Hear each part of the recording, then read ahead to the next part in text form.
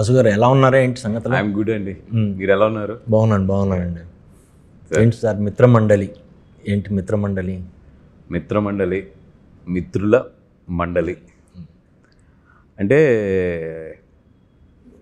Fun.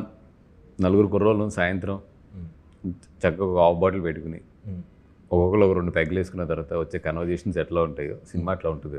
Okay.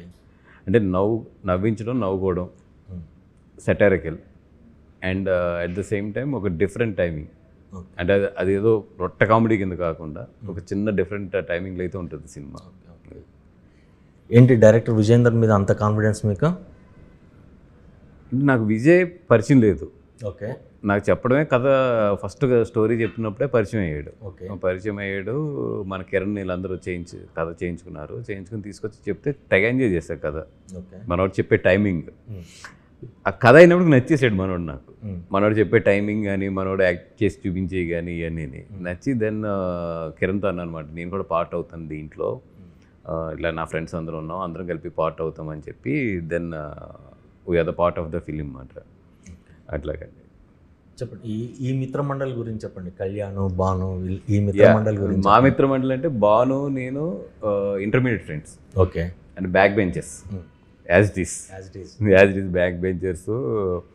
And అప్పట్లో నా speed చూసినాడు, అప్పట్లో నా అల్లరి చూసినాడు, అప్పట్లో ప్రిన్సిపల్ మమ్మల్ని కాలేజీలోంచి బయటికి గంటేసి పేరెంట్స్ని తీసుకురమ్మంటే పక్కన ఉన్న కిరాణా షాప్ వాళ్ళని తీసుకెళ్ళి పేరెంట్స్ అని చూపి ఈ టైప్ అంతా చూసినాడు మొత్తం.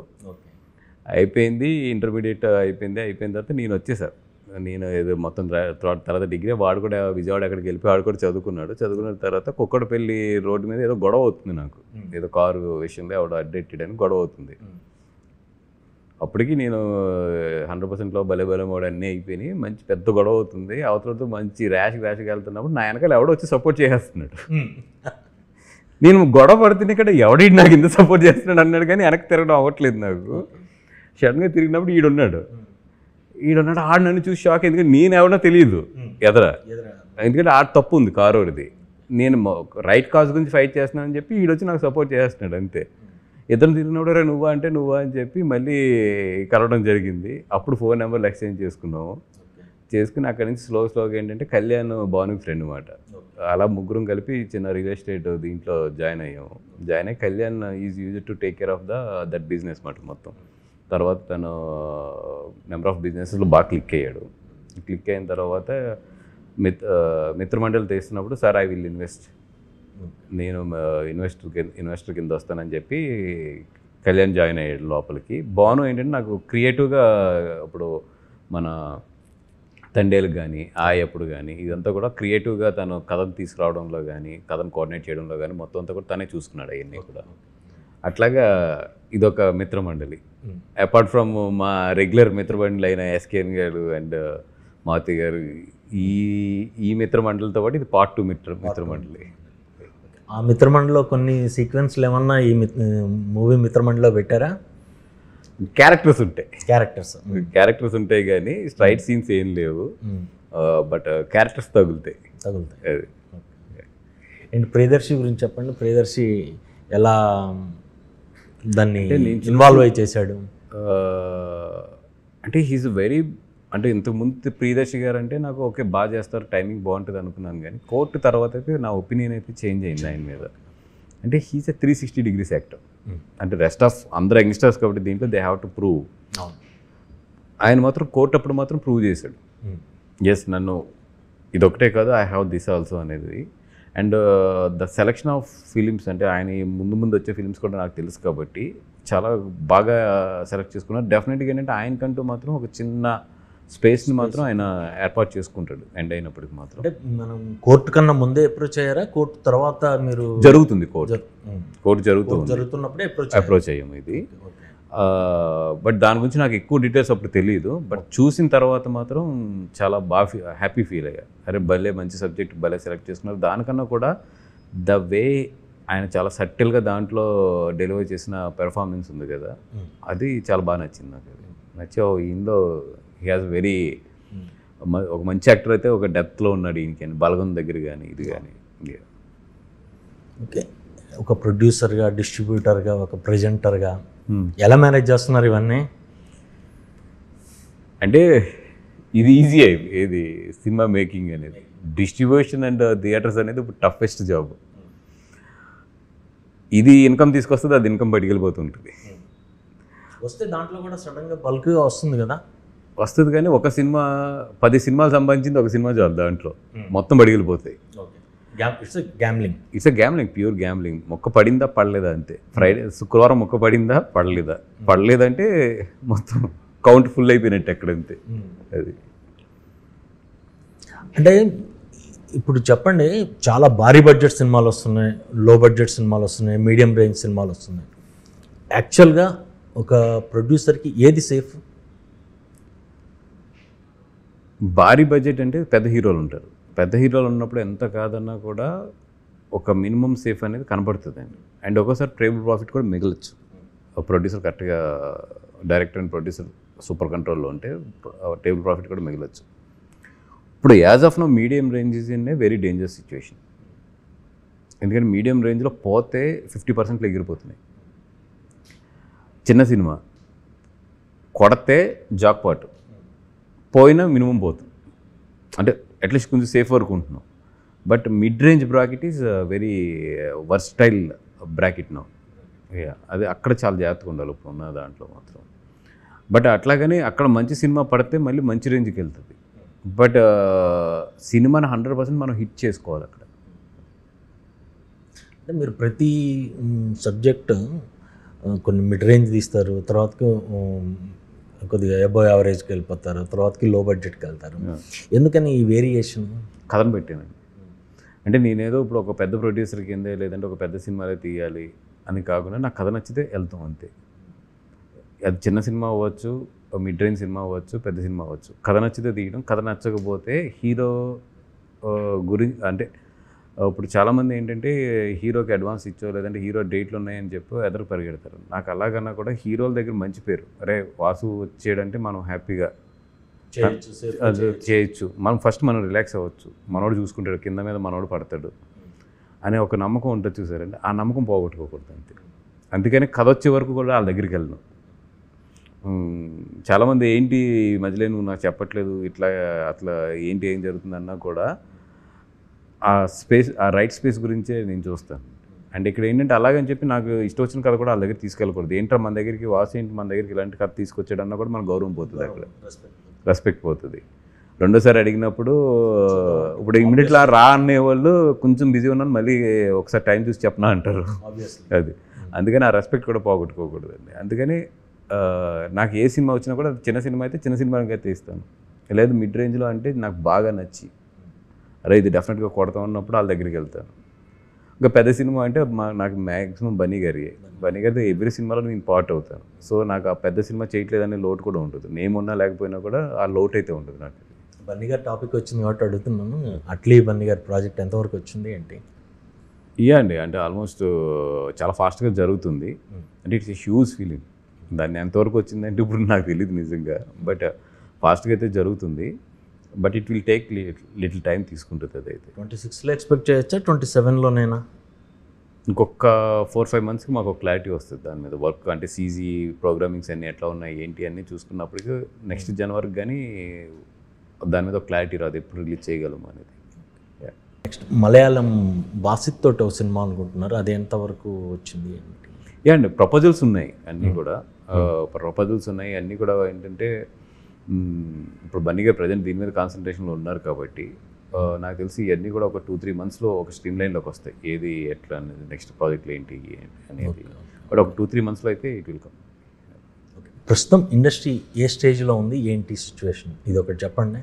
ఇండస్ట్రీ ఏ స్టేజ్లో ఉంది అంటే చెప్పండి. అంటే నా పాయింట్ ఆఫ్ వ్యూ చెప్పనా? మీ పాయింట్ ఆఫ్ వ్యూలో చెప్పండి. నా పాయింట్ ఆఫ్ వ్యూలో అయితే it's good but at the same time ఏంటంటే చాలా జాగ్రత్తగా ఉండాలి. ఇదివరకు అంత ఇదిగా అయితే మాత్రం ఉండలేం. అంత ఓకే మినిమం సేఫ్ అనేది మాత్రం ఇప్పుడైతే లేదు.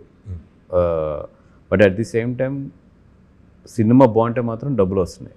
ఆ డబ్బులు కూడా యాక్చువల్లీ స్ట్రెంత్ కన్నా తక్కువే వస్తున్నాయి. అంటే ఇప్పుడు ఒక సినిమా కెపాసిటీ 100 రూపాయలు అయితే బికాస్ ఆఫ్ ద ఇవన్నీ ఓటీటీ కానీ ఇవన్నిటి వల్ల, పైరసీ కానీ ఇవన్నిటి వల్ల we are producer making the 50 rupees only, 60 rupees only. ఎందుకంటే మనకి సినిమా గోయర్స్ పెరిగారు, but at the same time వాళ్ళకి సినిమాని యాక్సెస్ చేసే పాయింట్లు కూడా పెరిగినాయి.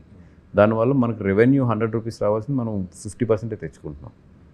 Wear Malayalam and Kannada they are little bit better than us today come in the medium and small films, because వాళ్ళకి ఏంటంటే కంటెంట్ అవైలబిలిటీ వాళ్ళు టైట్ చేసుకున్నారు. దానివల్ల కొంచెం వాళ్ళకి రెవెన్యూస్ బాగున్నాయి అటు సైడ్. మన తెలుగుకి వచ్చినప్పటికి ఏంటంటే పైరసీ కానీ లేదంటే కనుక ఓటీటీ 28th డే అవైలబిలిటీ కానీ అన్నిటి మీద ఏంటంటే కొంచెం కంటెంట్ ఫ్రీ అయిపోయింది ఇక్కడ. అదే పాయింట్కి వస్తున్నాను నేను. పైరసీ అనేది ప్రతి సినిమా ముందు ఏ సినిమా ప్రొడ్యూసర్ ఆ సినిమా వాళ్ళు మాట్లాడతారు. కన్స్ట్రక్టివ్గా ఎవరు దాని మీద ఒక ఇదిగా చేయట్లేదు. అది ఎవరు ఒప్పుకున్నా ఒప్పుకోకపోయినా అది నిజం. మీరు అన్నట్టు చాలా ప్లాట్ఫామ్లో మూవీ ఉండటం కూడా ఒక రకంగా మైనసే. మొన్న ఏదో క్రైమ్ సిసిఎస్ వాళ్ళు వీళ్ళు పోలీసులు వీళ్ళంతా స్టేట్ గవర్నమెంట్ కొద్దిగా ఇదితో తీసుకుని చాలా బాగా చేశారు. కానీ వాళ్ళని కూడా దట్స్ వాట్ అండ్ టుడే ఆ రేంజ్కి వెళ్ళిపోయింది అంటే కంటెంట్ ప్రొవైడర్స్ దగ్గర మీరు తీసుకోవాల్సిన జాగ్రత్తలు మీరు ఎలా అంటే ఈరోజు టెక్నాలజీ అట్లా పెరిగిపోయింది. ఇప్పుడు కంటెంట్ ప్రొవైడర్స్ దగ్గర అవ్వచ్చు, అది అన్నిటికన్నా కూడా అసలు ప్రొడ్యూసర్స్ అందరూ కూడా అంటే టెక్నాలజీ అంత పెరిగిందో టెక్నాలజీ మీద అవతలకి ఎంత గ్రిప్ ఉంటుందో మనం కూడా అంతే గ్రిప్ తెచ్చుకోవచ్చు. బట్ మన దగ్గర ఎఫర్ట్ లేదు. ఎగ్జాక్ట్ నేను అదే పాయింట్కి వస్తున్నాను. ఇప్పుడు వాడు ఎలాగైతే యూఆర్ఎల్స్ మార్చి ఎలా మెయింటైన్ చేస్తున్నాడు, మీరు కూడా సర్వీస్ ప్రొవైడర్స్ను మీరు కూడా సర్వర్స్ను చేంజ్ చేసుకొని ఇప్పుడు మొన్న విన్నాము 22,000 కోట్లు 25,000 కోట్లు లాస్ ఇయర్కి. తండేల్కి మీరు biggest sufferer.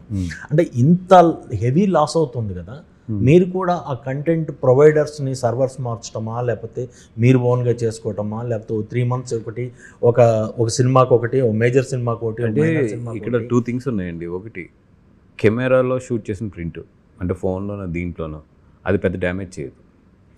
But HD quality వెళ్తే చాలా డ్యామేజ్ అయిపోతాం. ఇప్పుడు తండేలకు నాకు అదే జరిగింది. 3rd day హెచ్డి క్వాలిటీ వచ్చేసింది. అది ఎక్కడో సర్వర్ని ఏదో బ్రేక్ చేశారు, వాళ్ళు తీసుకున్నారు. అంటే ఇప్పుడు మాకు ఎలా ఉంటుందంటే ఇప్పుడు ఆపరేటరు చాలా చిన్న శాలరీతో ఉంటాడు థియేటర్లో, వాళ్ళకి ఆ సినిమాకి 10,000 ఇస్తే చాలా ఎక్కువ. ఒకటి మా సర్వర్ స్ట్రాంగ్ ఉండాలి, దాని టెక్నాలజీ స్ట్రాంగ్ ఉండాలి. దాంట్లో కొంతమంది బెటర్గా ఉన్నారు, కొంతమంది చాలా వీక్గా ఉన్నారు. మేము చాలామంది చెప్తున్నాం థియేటర్స్ కానీ చాంబర్లో కానీ ఈ ఏదైతే ఎన్క్రిప్షన్ లేని సర్వర్స్ ఉంటాయో అది పెట్టద్దు, దాన్ని ఎంకరేజ్ చేయొద్దన్నా కూడా కొన్ని థియేటర్స్ వెళ్ళిపోతున్నాయి. డిస్ట్రిబ్యూటర్లు ఏం చేస్తారో మరి థియేటర్లో పెట్టకపోతే మాకు రెవెన్యూ రాదు కదా అని చెప్పి తీసుకెళ్తున్నారు. ఆ థియేటర్స్లోంచి హెచ్డి క్వాలిటీ సర్వర్లోంచి హెచ్డి క్వాలిటీ తీయడం చాలా ఈజీ కొన్ని సర్వర్స్లోంచి. ఫస్ట్ ఆఫ్ ఆల్ మనం ప్రొడ్యూసర్స్గా అట్లాంటి వీక్ సర్వర్స్ని మనం కంట్రోల్ చేసుకోవాలి, అంటే వాటికి ఇవ్వకూడదు content. Apart from that major చేయవలసింది ఏంటంటే ప్రొడ్యూసర్స్ అందరూ సెంట్రల్ గవర్నమెంట్ని అప్రోచ్ అవ్వాలి. బికాజ్ ఇవి స్టేట్ గవర్నమెంట్ చేతిలో ఉండవు. ఇది ఇంటర్నెట్ సర్వీస్ ప్రొవైడర్స్ అనేది ఈ ఐఎస్పీస్ ఏదైతే ఉంటుందో అది మన చేతుల్లోనే లేదా స్టేట్ గవర్నమెంట్స్ చేతిలోనే ఉండదు. అది సెంట్రల్ గవర్నమెంట్ బ్రాడ్కాస్టింగ్ కమ్యూనికేషన్ మినిస్టర్లోనే ఉంటుంది. వాళ్ళకు కూడా లిమిటేషన్స్ ఉంటాయి. బట్ మనం చేయగలిగింది ఏంటంటే ఏదైతే లక్ ఏంటంటే సర్వీస్ ప్రొవైడర్స్ అనేది ఇండియాలో మెయిన్ సర్వీస్ ప్రొవైడర్స్ ఒక 10-12 ఉంటారు. పెద్దవాళ్ళంతా చిన్న వాళ్ళు వదిలేసాను, పెద్దవాళ్ళు 10-12 ఉంటారు. నిజంగా మేము ప్రొడ్యూసర్స్ అందరూ కూడా హిందీ కానీ మలయాళం కానీ అందరం కూడా సెంట్రల్ గవర్నమెంట్ దగ్గరకు వచ్చి బాబు మాకు ఒక నోడల్ ఆఫీసర్ని ఇవ్వండి. మా సినిమా రిలీజ్ అవుతున్నప్పుడు మేము పలానా సైట్ అన్నప్పుడు it's not the .net .com block చేయడం కాదు, బ్లాక్ ద బ్రాండ్. ఆ బ్రాండ్ని ఒక్కసారి బ్లాక్ చేయండి అనేది మాకు ఇప్పుడు ఏమవుతుందంటే మేము కోర్టుకి వెళ్ళి కోర్టు ఆర్డర్ తీసుకుని సర్వీస్ ప్రొవైడర్కి వెళ్తుంటే ఆ యూఆర్ఎల్ మీద ఇస్తున్నారు.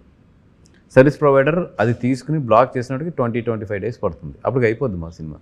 అది ఎప్పుడు ప్రతి సినిమాకి రిలీజ్ అయిన తర్వాత మాట్లాడుతున్నారు, బిఫోర్ కాషన్ ఎందుకు తీసుకోవట్లేదు అంటే ఇన్ని ఎక్స్పీరియన్స్ల తర్వాత కూడా. అది అందరూ ఒకటై ఇండస్ట్రీలోని వెళ్ళి సెంట్రల్ గవర్నమెంట్ దగ్గర కూర్చుని చేయించుకోవాల్సిన పని ఇది.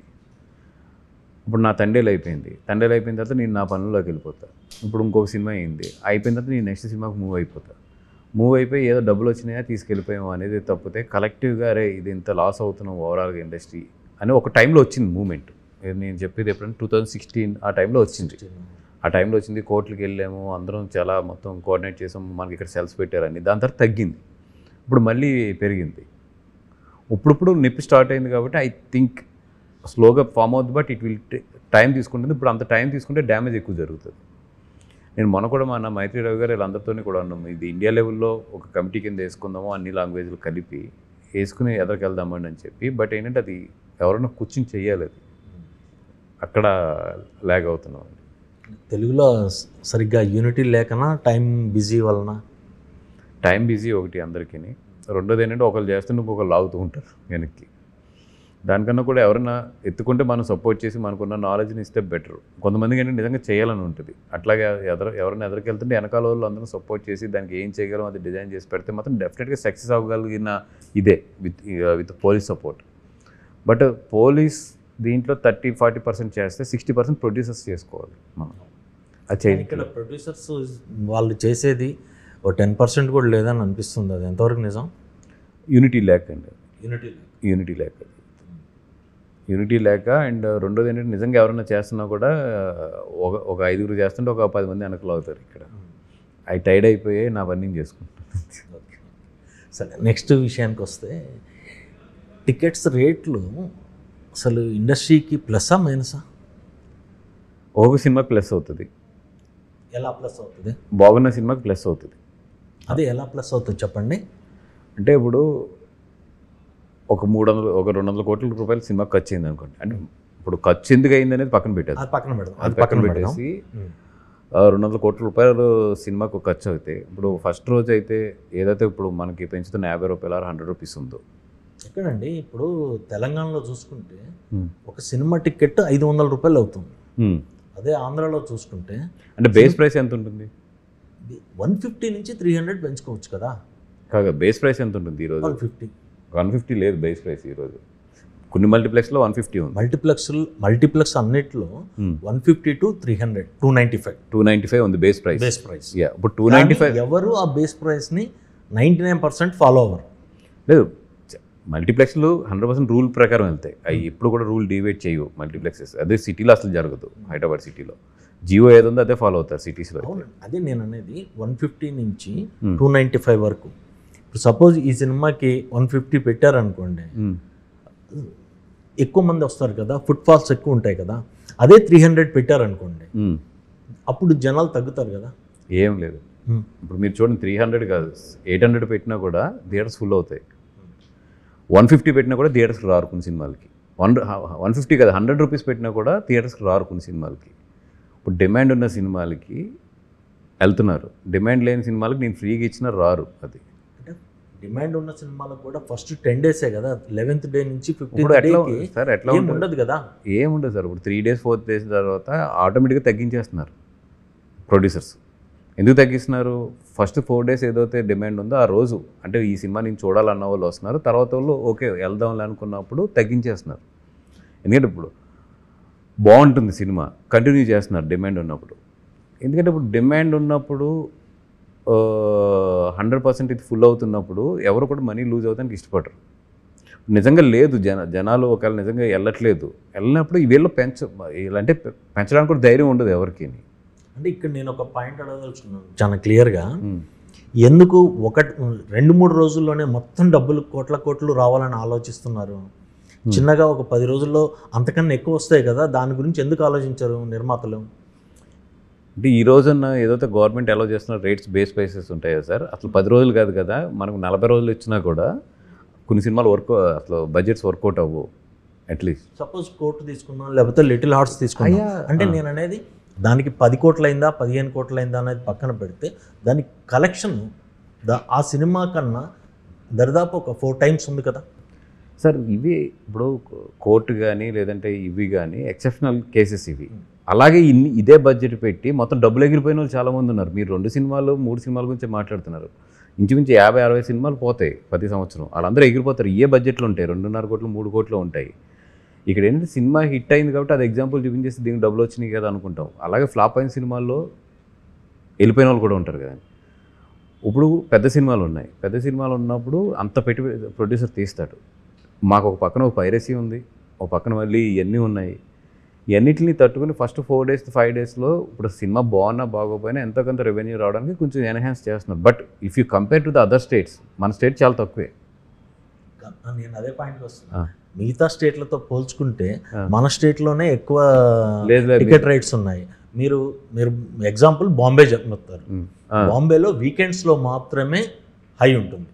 బెంగళూరు వెళ్ళండి, బెంగళూరులో కూడా వీకెండ్స్ మాత్రమే హైలో ఉంటుంది. ఇప్పుడు అదే సిస్టమ్ మ్యాక్సిమం రేట్ ఉంటుంది.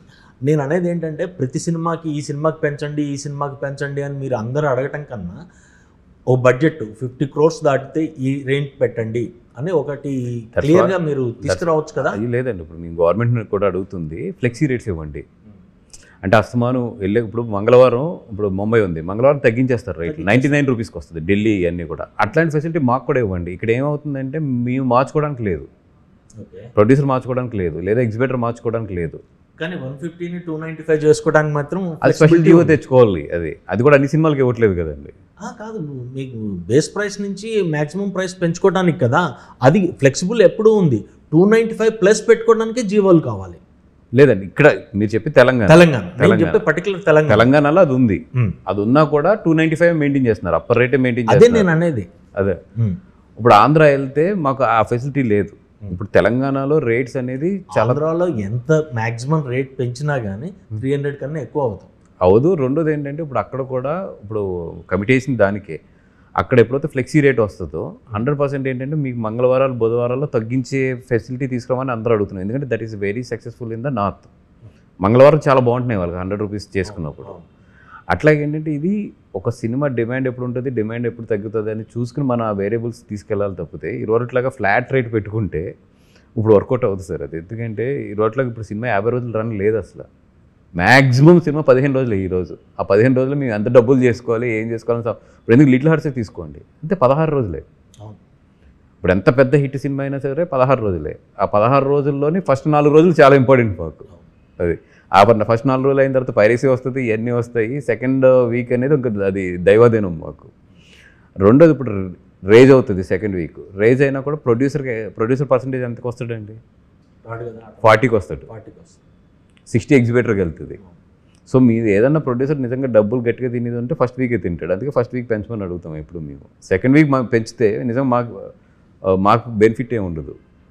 అది ఓన్లీ మల్టీప్లెక్స్లకే కదా, మామూలు సింగిల్ థియేటర్కి అది ఉండదు కదా. మ్యాక్సిమం ఇప్పుడు బయటికి ఏదో రెంట్లు అంటున్నారు కానీ 90% 70% ఆఫ్ ద సింగిల్ స్క్రీన్స్ కూడా అంత పర్సంటేజ్ సిస్టమ్ ఉంది. మనం పెద్ద సినిమాలకి రెంట్లు పడతాయి, అది కూడా ఇప్పుడు 56 వీక్స్ ఉంటాయి మాకు ఇయర్లోని. రెంట్ పడేది 6 వీక్స్ కూడా లేదు ఇప్పుడు. మిగతాదంతా కూడా పర్సంటేజ్ సిస్టంలోకి వచ్చేసింది ఆటోమేటిక్గానే. దాన్ని స్ట్రీమ్ లైన్ చేయమని అడుగుతున్నాం. అంటే పెద్ద సినిమాలకి ఫస్ట్ వీక్ మొత్తం కలెక్షన్ తీసేసుకుంటే నెక్స్ట్ వీక్ ఏముండదు కదా, అప్పుడు పర్సంటేజ్ ఇచ్చిన థియేటర్ ఓనర్కి ఏంటి లాభం? అంతేగానండి, ఇప్పుడు పర్సంటేజే తీసుకురమ్మంటున్నాం. ఇప్పుడు నేను కూడా ఏమంటున్నాను పర్సంటేజ్ తీసుకున్నాను. బట్ వీళ్ళు పెట్టిన మరీ అసలు 70-25 70 అట్లా కాకుండా అంటే ఆ సిస్టమ్ వల్ల బాగా లాభపడేది డిస్ట్రిబ్యూటర్సా లేకపోతే అందరూ మెయింటైన్ చేస్తున్న థియేటర్ లీజ్దారులా? అంటే ఇప్పుడు యాజ్ ఆఫ్ నో లీజ్దారులు అవ్వచ్చు, ఏదైనా అవ్వచ్చు. సింగిల్ స్క్రీన్స్లో అయితే లీజ్ అవ్వచ్చు, ఓనర్ అవ్వచ్చు, ఎవరికైనా సరే సింగిల్ స్క్రీన్లో ఈరోజు డబ్బులు పోతున్నాయి. సింగిల్ స్క్రీన్లో ఈరోజు డబ్బులు సంపాదిస్తున్నాడు అంటే అది అబద్ధం.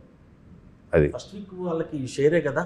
ఏదండి? ఫస్ట్ వీక్ రెంట్ అదే ఫస్ట్ వీక్ రెంట్ కాబట్టి ఆ వీకే వాళ్ళకు బెనిఫిట్ అవుతుంది. లీజ్దారులకి డిస్ట్రిబ్యూటర్ ఆర్ డిస్ట్రిబ్యూటర్ బెనిఫిట్ అవుతుంది. డిస్ట్రిబ్యూటర్ కమ్ లీజ్దార్. ఇప్పుడు ఉన్న లీజ్దారులు అందరూ డిస్ట్రిబ్యూటర్లే కదా, ఇంక్లూడింగ్ మీరు కూడా. అంటే ఎలా ఉంటుంది అంటేనండి, మాకు బుక్స్ చూస్తే థియేటర్ బుక్స్ ఎప్పుడు లాస్ ఉంటాయి. థియేటర్స్లో ఇప్పుడు మెయింటైన్ చేస్తామంటే ఇప్పుడు మాకు సంక్రాంతి వస్తుంది, అప్పుడు సినిమా రిలీజ్ అవుతుంది. ఆ రోజు థియేటర్లు ఉంటే తప్పితే మనం రిలీజ్ చేయలేము. దానికి ఇప్పుడు పండగ వచ్చింది, ఇప్పుడు 16th రిలీజ్ అవుతుంది, 4 సినిమాలు ఉన్నాయి. థియేటర్లు ఉంటే తప్పితే మన సినిమా పడదు అక్కడ. దీనికి చచ్చినట్టు డిస్ట్రిబ్యూటర్లో ప్రొడ్యూసర్స్ ఎవరు ఉంటారో మేము మెయింటైన్ చేసుకుంటాం. ఇప్పుడు థర్డ్ పార్టీ చేతిలోకి వెళ్ళి అనుకోండి, ఇంకేం ఉండదు మాకు అక్కడ. అనుభవించాం అది కూడా. గుంటూరులో నేట్లోనే ఒక టైంలో మొత్తం థర్డ్ పార్టీస్ చేతిలో ఉన్నప్పుడు ఎలా ఉండేది అనేది.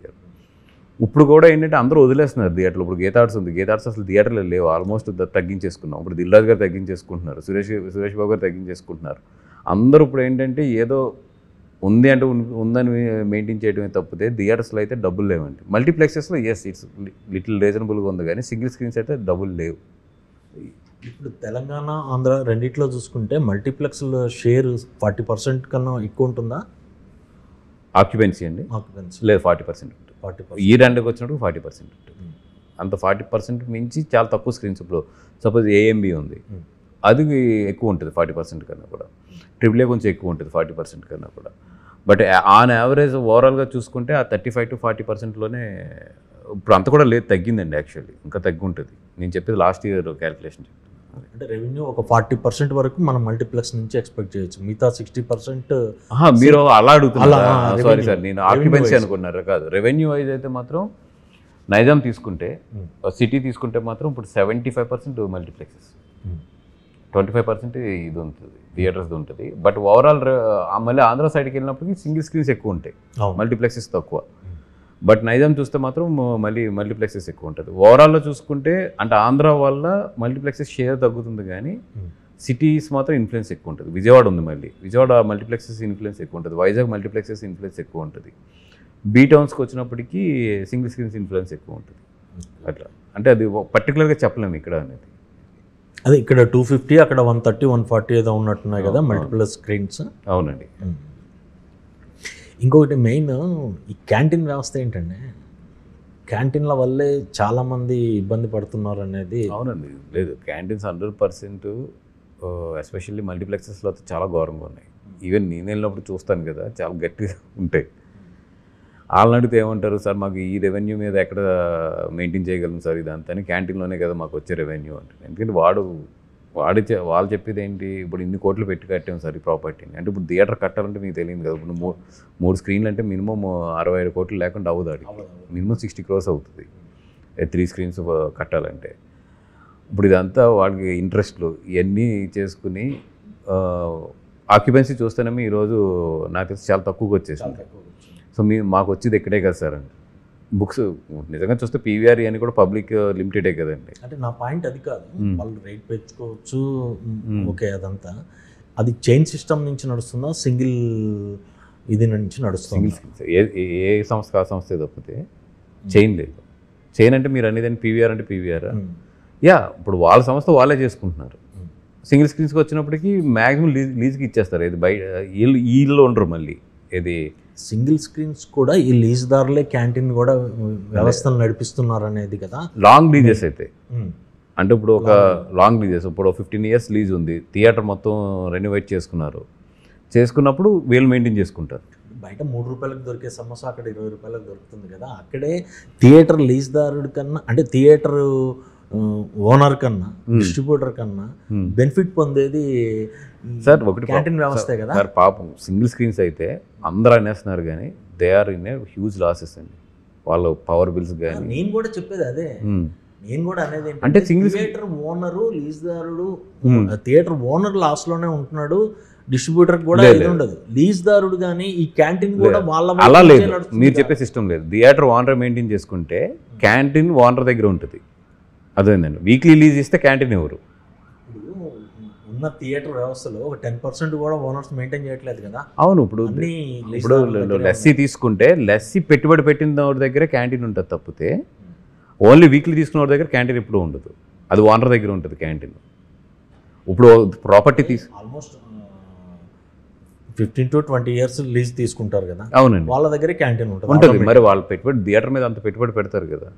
నేను అనేది కూడా అదే పాయింట్, వాళ్ళే ఎక్కువ బెనిఫిట్ పొందుతున్నారు కదా మిగతా వాళ్ళతో. అసలు సార్ సింగిల్ క్యాంటీన్ వ్యవస్థ వల్ల లేదు, సింగిల్ స్క్రీన్స్ డెవలప్ చేసి పెట్టుబడి పెట్టిన డెవలప్ చేసిన అందరు లాస్లోనే ఉన్నారు.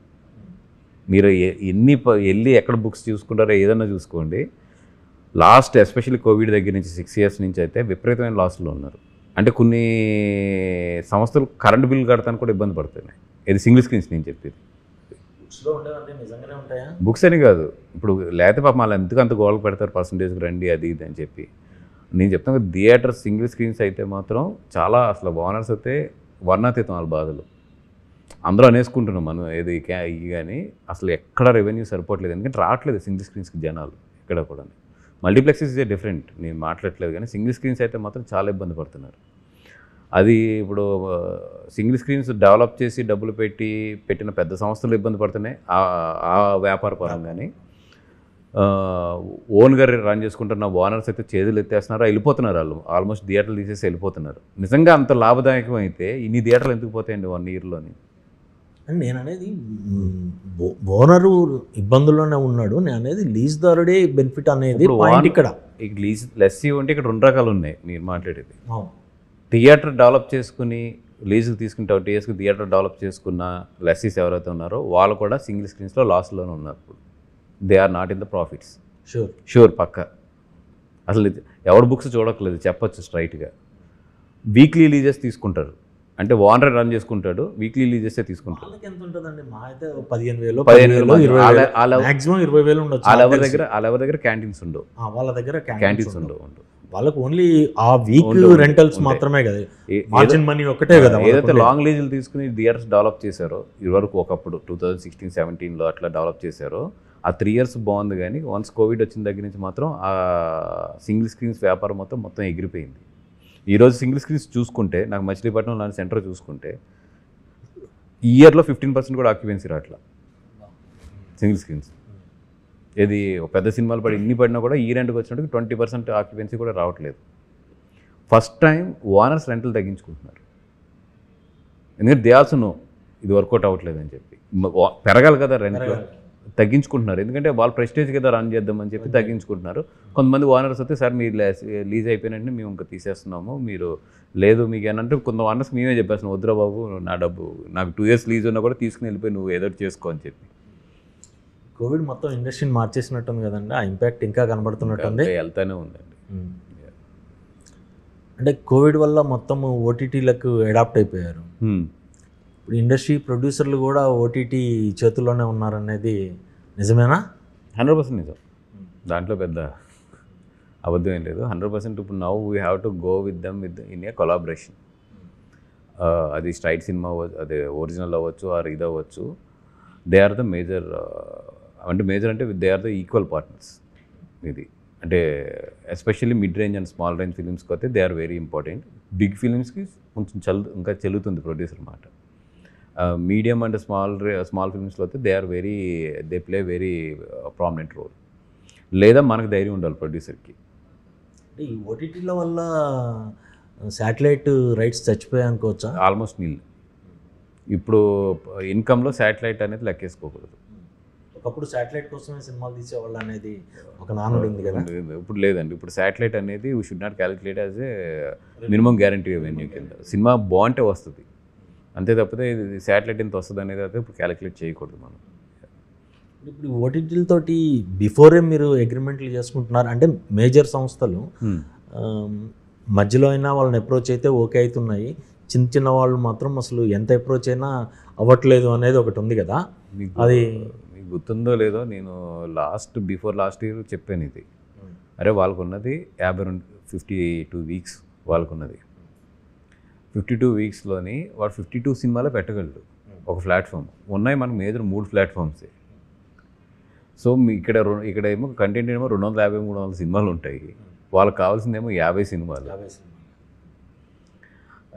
ఎక్కడ సరిపోతుంది డిమాండ్ వర్సెస్ ఇది? సో దీంట్లో స్మాల్ ప్లేయర్స్ నలిగిపోతారు, రేపొద్దున్న మేజర్ ప్లేయర్సే మిగులుతారు. ఎందుకంటే వాళ్ళకి కంటెంట్ గ్యారంటీ కావాలి, క్వాలిటీ గ్యారంటీ కావాలి వాళ్ళకి. So quality guarantee, content guarantee ఎవరు ఉన్నదో వాళ్ళు 52 సినిమాస్ వాళ్ళ దగ్గర నుంచి తీసుకుని మిగతా సినిమాస్ వాళ్ళకి అవసరం లేదు. 52 ఆఫ్ నేను చెప్పేది ఒక్క లాంగ్వేజ్ నుంచి, వాడికి మొత్తం 5 languages ఉంటారు తీసుకుంటారు. సో మనం తెలుగు వచ్చినట్టు 10 weeks కూడా ఉంటుంది మనకి మ్యాక్స్ ఒక ప్లాట్ఫామ్ మీద. సో ఇక్కడ డిమాండ్ అండ్ సప్లైకి అసలు అది లేనప్పుడు 1.5 year బ్యాక్ ఏదైతే చెప్పాము ఇప్పుడు అది కనబడుతుంది అంతే. అది 100% క్వాలిటీ మెయింటైన్లో ఒక బ్రాండ్ క్రియేట్ చేసుకోవడంలో అయితే 100% ఇబ్బంది పడతారు. ప్రొడ్యూసర్ల చేతిలోకి ఓటీటీ వచ్చే అవకాశమే లేదా? మీరందరూ ఇప్పుడు ప్రజెంట్ ఓటీటీ చేతుల్లో ఉన్నారు. 55 daysకి వెళ్ళాలి మనం. If you jump to the 55 days, ఇప్పుడు మలయాళం ఇండస్ట్రీ ఉంది, వాళ్ళు ఏం చేస్తారు, సినిమా రిలీజ్ చేసుకుంటారు, బాగుంటే దెన్ అప్పుడు ఓటీటీకి అమ్ముతారు. అట్లా మనం ధైర్యం చేయగలగాలి. తెలుగులో మాత్రం ఎందుకు ఆ పరిస్థితి లేదు? ఎందుకే ఏమైందంటే మలయాళంలో లక్ ఏమైందంటే ఫస్ట్ వీళ్ళు కొనలేదు ఓటీటీ వాళ్ళు. కొనకపోతే వాళ్ళ పాపము స్లోగా సినిమా రెడీ చేసుకుని వాళ్ళు వేయటం మొదలెట్టిన తర్వాత వాళ్ళ థియేటర్స్లో రెవెన్యూ బాగా పెరిగిపోయింది. పెరిగిపోయాక ఇప్పుడు వాళ్ళకి నిజం అర్థమైంది, అమ్మో ఓకే పర్వాలేదు ఇదే రైట్, సినిమా బాగుంటే 100-150 crores కొడుతున్నాము, దాని తర్వాత మళ్ళీ ఇది వస్తుందని. సో ఇప్పుడు ఓటీటీ వాళ్ళు వెళ్తున్నా కూడా వాళ్ళు ఇవ్వట్లేదు, సినిమా బాగుందంటే మేము తర్వాత అమ్ముతాం అంటున్నాం. మన తెలుగుకి ఏమైందంటే first safe safe safe safe అని చెప్పి మనం అమ్మడం మొదలెట్టేసాం, వాళ్ళకి అలవాటు చేస్తాం 28 days. ఇప్పుడు మనకి థియేటర్ రెవెన్యూ రావట్లేదు, ఇప్పుడు మనం ఇన్సెక్యూర్ పొజిషన్లో ఉన్నాం, రేపు పొద్దున్న ఇది రిలీజ్ చేస్తే అమ్మో ఇప్పుడు ఓటీటీలో వచ్చింది కూడా రాదేమో అనుకుని ఫస్ట్ ఇంకా ఓటీటీకే ఇస్తున్నాం. ఎగ్జాక్ట్లీ ఇక్కడే నిర్మాతలందరూ ఈ ఫైనాన్స్ చేతుల్లో ఉండటం వల్ల ఇలాంటి పరిస్థితి ఉందా? లేదండి, మినిమం సేఫ్ ఆలోచించుకుంటారు, మినిమం సేఫ్ అయిపోవాలి అని ఎప్పుడైతే ఆలోచించుకుని మనం 28 days అయినా పర్వాలేదు ఫస్ట్ డబ్బులు సేఫ్ అయిపోవాలని ఆలోచించి థియేటర్ మీద రిస్క్ చేయడం మానేసాము, వీళ్ళ చేతిలోకి వెళ్ళిపోయాం. వాళ్ళు గత్యంతరం లేకుండా థియేటర్ మీద రిస్క్ చేసుకోవాల్సి వచ్చింది, వాళ్ళు సక్సెస్ అయ్యారు అక్కడ. మీరు ఒకటి గమనించారా, ఇప్పుడు సినిమాలో టైటిల్స్ వచ్చేటప్పుడే పలానా ఓటీటీ అంటే అయిపోయింది అనే టాక్ వస్తుంది. అవును, అది వెయ్యాలి తప్పదు మాకు. దానివల్ల రెవెన్యూ మీద ఇంపాక్ట్ పడుతుంది కదా, పడుతుంది. మినిమం 10-20% రెవెన్యూ ఇంపాక్ట్ ఉంటుందా? ఉంటుందండి. ఇప్పుడు పలానా దాంట్లో స్ట్రీమింగ్ అవుతుంది అనేది వస్తుంది కదా. ఇంకా నేను పోస్టర్స్లో ఇదివరకు పోస్టర్స్లో కూడా ఏమనేవారు, ఇప్పుడు అదన్నీ ఫైట్ చేసాం అది. ఇంకా ఫ్యూచర్లో కూడా వాళ్ళ చేతుల్లో నడవాల్సిన పరిస్థితే ఉంటుందా, లేదంటే ఈ 55 daysని 100 days లేకపోతే ఇంకేదన్నా? 55కి వెళ్తే తగ్గుద్దండి, ఇంత ఉండదు ఇంపాక్ట్. 55కి వెళ్తే అందరికీ కొంచెం బాగుంటుంది. ఇప్పుడు నిజంగా థియేటర్కి రాని వాళ్ళు 55 days అంటే వాళ్ళు ఇంట్లో చూసుకుంటారు. ఎందుకు ఆ 20 days అని ఎమ్మటే ఇదైపోతారు చాలా వరకు, అంటే అది 3 weeks 4 weeks అనే? అంటే ఇప్పుడేమో రిలీజ్ ముందు ఓటీటీ అయిపోవాలని కంగారు ప్రొడ్యూసర్కి, మినిమం సేఫ్ అయిపోతాడని. ఓటీటీ అవ్వాలంటే వాళ్ళు కంపల్సరీ 20 days అయితేనే తీసుకుంటాం, 50 days అయితే మాకు వద్దు అంటారు. దానివల్ల నార్త్లో రెవెన్యూ కూడా పడిపోతుంది కదా మీకు? అవునండి, నార్త్లో కూడా మల్టీప్లెక్స్లో రిలీజ్ అవుతుంది డబ్బింగ్ సినిమాలు. దాన్ని ఎందుకు దృష్టిలో పెట్టుకోరు? అది పెట్టుకున్నారు, చేశారు 55 days అని చెప్పి మా చాంబరంతో మనతో చాంబర్ నుంచి తీసుకున్నారు, కానీ కలెక్టివ్గా ఎవరు దాన్ని ఇంప్లిమెంట్ చేయరు కదా. నేను అడిగే పాయింట్ అదే. కలెక్టివ్ అనేదినే మీకు తెలుసు, మా నాకు తెలుసు. అక్కడే ఎనీథింగ్ పైరసీ అవ్వచ్చు, ఓటీటీ అవ్వచ్చు, ఇవన్నీ కూడా అక్కడే ఆగిది అందరం కూడా. మిత్రమండలిని కూడా మీరు ఓటీటీకి క్లోజ్ చేస్తారా? చేస్తానండి అయితే. అది కూడా ఈ 20 days 15 days? లేదు, కొంచెం నాకు జనరల్గా ఒక స్ట్రెచ్ ఉంటుంది నా సినిమాలకి, ఆ స్ట్రెచ్ అది. ఓకే, ఇలాంటి సినిమాలకైనా ఇప్పుడు మీరు చాలా వరకు ఒక రేంజ్ సినిమాలు, మిడ్ రేంజ్ ఇలాంటి సినిమాలు చేసేటప్పుడు ఇలాంటి సినిమాలకైనా ఒక సిస్టమ్ తీసుకురావచ్చుగా మీ మిత్రమండలితోటి? అంటే ఒక 50 days అవుదాము అంటే మీరు ఆల్మోస్ట్ మీరు చేసే ఏ ప్రాజెక్ట్ అయినా ఒక సేఫ్ చూసుకొనే మీరు లైన్లోకి వస్తారు. అంత రిస్కీ ప్రాజెక్ట్ చేయరు. ఒకవేళ రిస్క్ అనిపించినా కానీ దాన్ని ఎలా సేఫ్ కావాలనో చూసుకుంటారు కదా.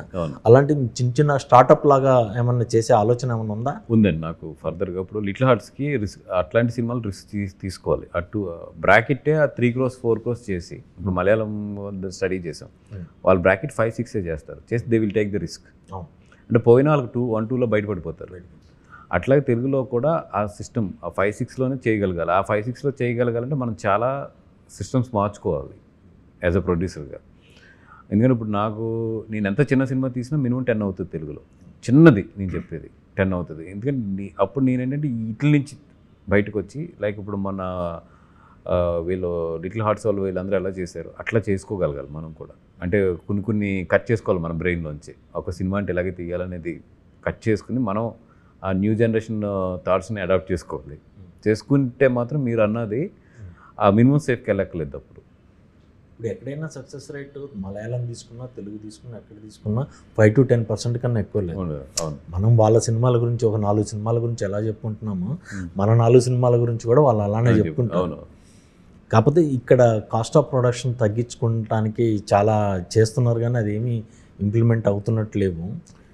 ఇక్కడ తెలుగు ఇప్పుడున్న సిస్టమ్స్లో, ఇప్పుడు అలవాటైన సిస్టమ్స్లో అయితే కష్టమండి. అలాగని ఇప్పుడు ఈ రెగ్యులర్ ప్రొడక్షన్ హౌసెస్ కాకుండా బయట వండర్స్ చేస్తున్నారు కుర్రోళ్ళు. వాళ్ళు ఏంటంటే మా రెగ్యులర్ దీని మీద డిపెండ్ అవ్వట్లేదు.